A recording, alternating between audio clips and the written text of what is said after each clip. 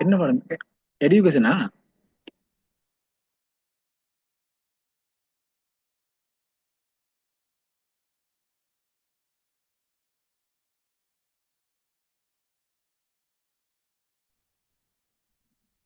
Okay, அப்ப mostly யாருக்குமே doubt இல்லைன்னு சொல்லி நான் நினைக்கிறேன். சரியானே?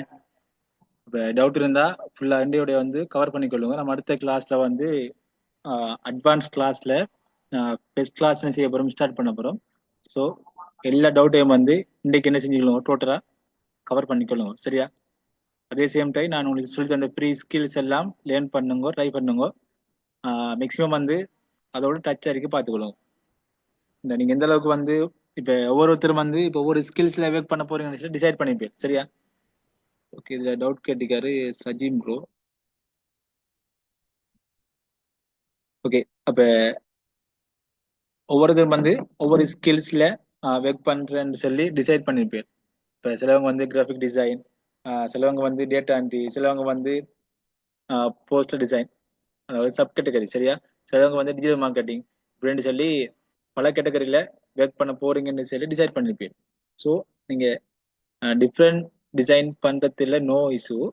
ஆனா ஆல்ரெடி ஃபைவர்ல எப்படி இருக்குது, என்ன மாதிரி மூவ் ஆகுது, எப்படி அதோட பிரைஸ் எப்படி, அது எப்படி அவங்க டிசைன் எல்லாம் பண்ணி வச்சிருக்காங்க என்று சொல்லி ஒரு ஐடியா ஒன்று கட்டாயம் செய்யணும், உங்களுக்கு இருக்கணும்.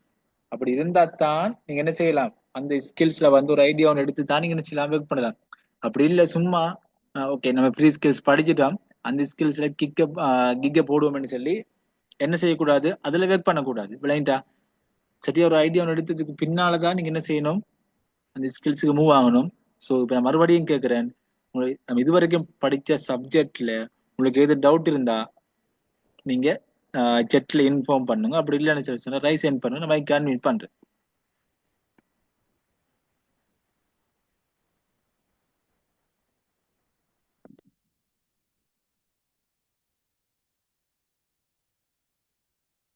Sir can not be vague whole category.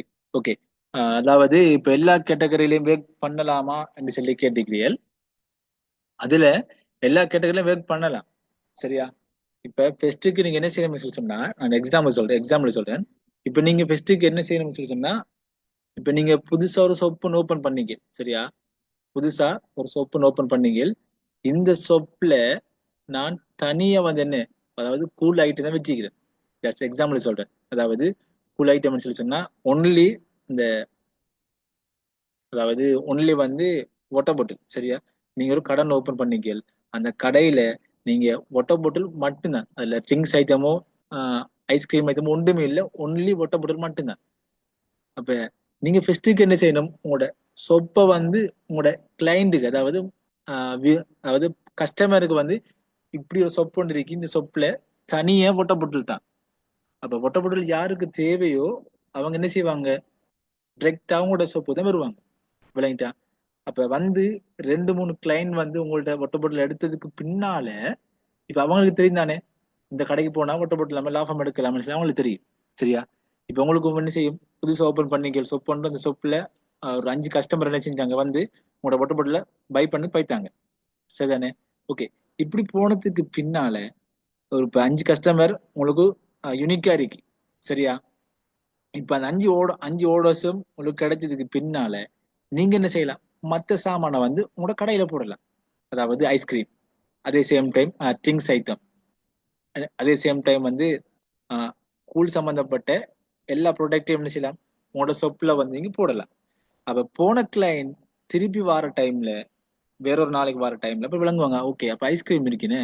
Okay, அப்ப என்ன செய்வார், ஐஸ்கிரீம் எடுப்பாரு. சரியா? அதே சேம் டைம் அதே கிளைண்ட் என்ன செய்வாரு, அவரை ஃப்ரெண்டுக்கு ரெக்கமெண்ட் பண்ணுவார். ஸோ நீங்க இந்த இடத்துக்கு போங்க, இந்த கடைக்கு போங்க, கடைக்கு போனா தனியா வாட்டர் பாட்டில் எடுக்கலாம், ஐஸ்கிரீம் ஆஃபர்ல எடுக்கலாம்னு சொல்லி இன்ஃபார்ம் பண்ணுவாங்க. அதே மாதிரி தான் நீங்க ஃபெஸ்ட்டுக்கு என்ன செய்யணும், ஒரு ஒரு ஸ்கில்ஸ்ல ஒர்க் பண்ணணும். சரியா? ஒரு ஸ்கில்ஸ்ல ஒர்க் பண்ணி ஓர்டர்ஸ் எடுத்ததுக்கு பின்னால நீங்க மல்டிபிள் ஸ்கில்ஸ்ல ஒர்க் பண்ற டைம்ல குயிக் என்ன செய்யும், உங்களுடைய ப்ரொஃபைல் வந்து ரீச் ஆகும். ஆரம்பத்துல நீங்க மல்டிபிள் ஸ்கில்ஸ் ஒர்க் பண்ண போறேன்னு சொல்லி போட்டா ஒர்க் பண்ணலாம், இல்லை ஒர்க் பண்ணலாம். ஆனா ஓடர்ஸ் எடுக்கிறது அதையும் தாண்டி மல்டிபிள் ஸ்கில்ஸ்ல பெஸ்டா நம்ம வந்து ஓடர்ஸ் எடுக்கிறது கஷ்டம். இதாலதான் சொல்றேன், நான் பெஸ்ட்டுக்கு ஒரே வேல போங்க, அதாவது ஒரே ஸ்கில்ஸ்ல ஒர்க் பண்ணுங்க. அதுக்கு பின்னால ஒரு ஒரு 2 3 ஓடர்ஸ் கிடைச்சதுக்கு பின்னால இங்க என்ன செய்யலாம், மல்டிபிள் ஸ்கில்ஸ்ல வந்து நீங்க கிளிக் பண்ணலாம். சரியா? ஓகே, கிளியரா ப்ரோ?